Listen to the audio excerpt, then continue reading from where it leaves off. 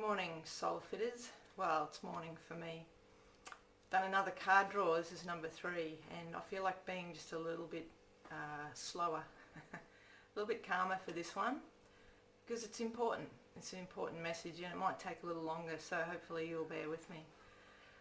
Today I drew a card, and I spent a little bit of time wondering what people need to hear, or even just one person. So the card that came out, card that showed up for us today, is the bee. I have to say too, these are the Colette Baron-Reid Animal Spirit cards, and they're actually a really good deck if you're looking for something for yourself. So let's talk about the bee without rambling on for hours. I felt like it was important that I talked about ego first. It's really important actually, and most of us have heard the word, and we may not necessarily know the full interpretation of what ego means, because we all have one, right? So ego is what keeps us in that mindset that we're separate from everybody else, that we are this lone unit fighting our way through life.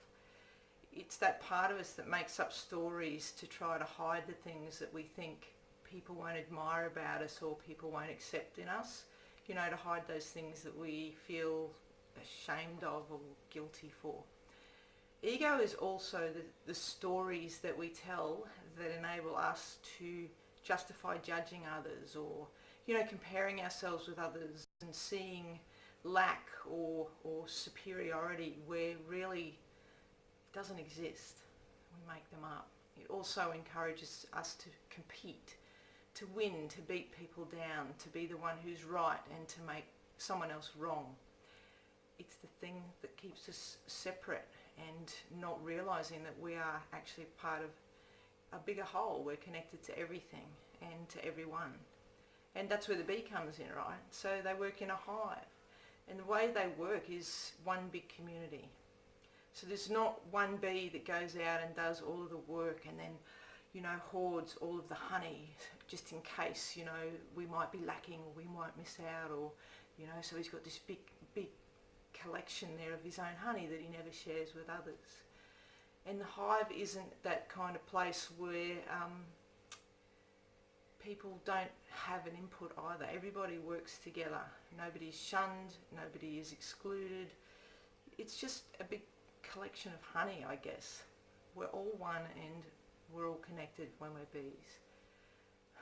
We're not separate. Think about the best way to say this. You're part of that. You're part of something bigger than what you think. You aren't just this little lone entity that's fighting their way through life, thinking that they're lacking and that someone else has more or someone else is withholding. And we've got something to give that community as well, and you have it. You have it in you, and not only in a way that it can show up for you and get you into a flow and alignment with something that you love to do, but also that you're sharing it with the bigger picture, with the whole community. So bear that in mind. You know, look beyond your ego and start noticing, being aware of when, you know, you're doing those things that are proving to yourself that you are separate, that, you know, you're different to others, and we aren't all in this together. See if you can find connections instead of differences. Have a great week.